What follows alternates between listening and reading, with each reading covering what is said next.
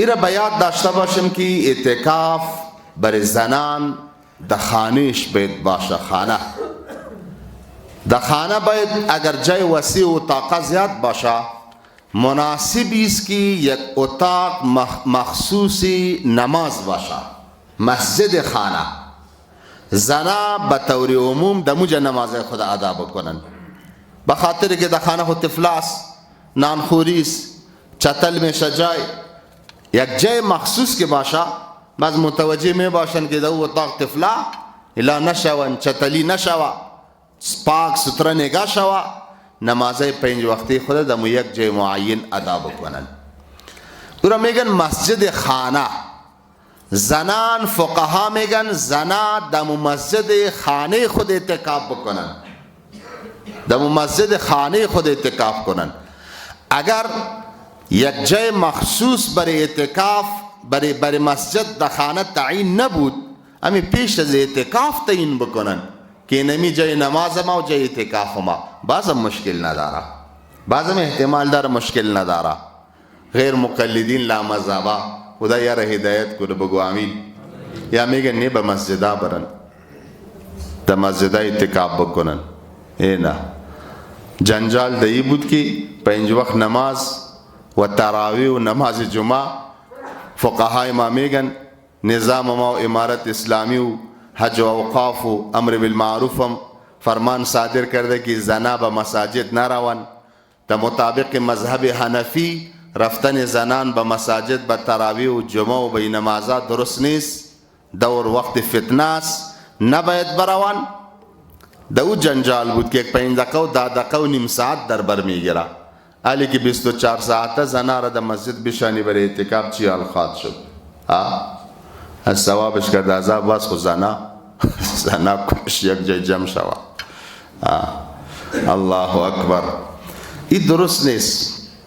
در زمان پیامبر ما صلی الله علیه و سلم زنا می رفتن مساجد، وقت پرامن بود، مشکلات نبود. زمان عمر فاروق رضی الله تعالی عنہ ممانعات صورت گرفت که زنا در مساجد نروند. بیبی عایشه رضی الله تعالی عنها ام المؤمنین، مادر کل مؤمنان، کل ما و شما رضی الله تعالی عنها، پیش از زنا آمدن. با ام المؤمنین میگن که عمر فاروق ما را از مسجد منع کرده،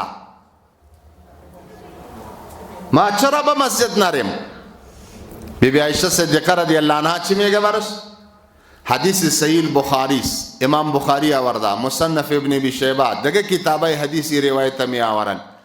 بیبی عایشه رضی الله عنها میگه لو ادرک رسول الله ما احدث النساء، اگر پیامبر ما این زمان و این حالتی زنای امروزی را میدید، لمنعهن المساجد کما منعت نساء بنی اسرائیل، ضرور این زنا را از مساجد منع میکرد مثل که زنان بنی اسرائیل سر مسجد بند بودن.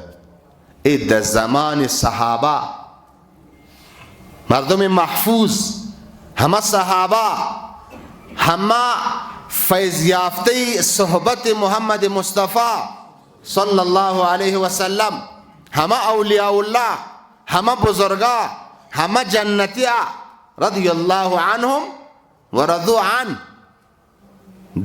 در زمان خود میگن که زمان ما فتناست، زنا به مساجد نروند. گفتم که به خاطر نماز 5 دقیقه و 10 دقیقه در بر میگیره، که با 5 دقیقه و 10 دقیقه برای نماز اجازه نمیتن. یکی 24 ساعته به اعتکاف نشستن خب به طریقه اولا اجازه نیست.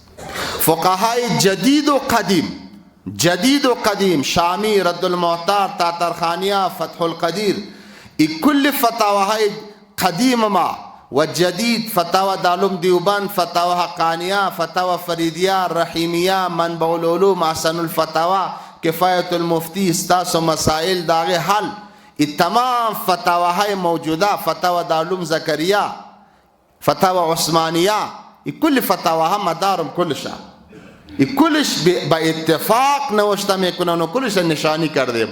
کلش به اتفاق نوشته میکنن که اعتکاف زنان در خانهشان باشه، اتاق مخصوص یعنی مسجد خانه دموج اعتکاف بکنن، زنا به مساجد به اعتکاف نرون. انشاءالله که هدف مرا گرفتین. زنان خود پیامبر علیه السلام که امهات المؤمنین بودن، مادران مؤمنه بودن و در مسجد که رسول الله مبارک یک جا شوهرش بود نه، یک جا اعتکاف کرده بودن. کس یک روایت ثابت کرده نمیتونه کدام زن تابعی، کدام زنی چی؟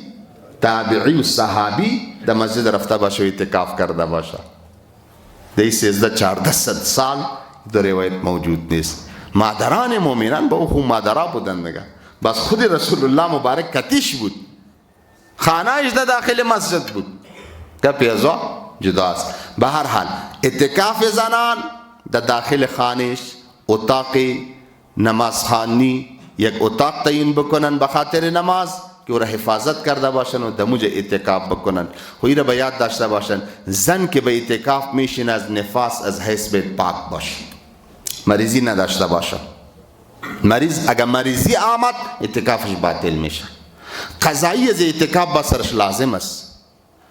خوی کل اعتکاف قضایی بیاره یا چند روز، بعضی فقها میگن که کل 10 شب و 10 روز اعتکاف قضایی بیاره. خوی را باید داشته باشی زمانی که اعتکاف قضایی آورده میشه روزیش هم باید کسی گرفته شود، بدون روزه نمیشه، روزه کتیش لازمی است.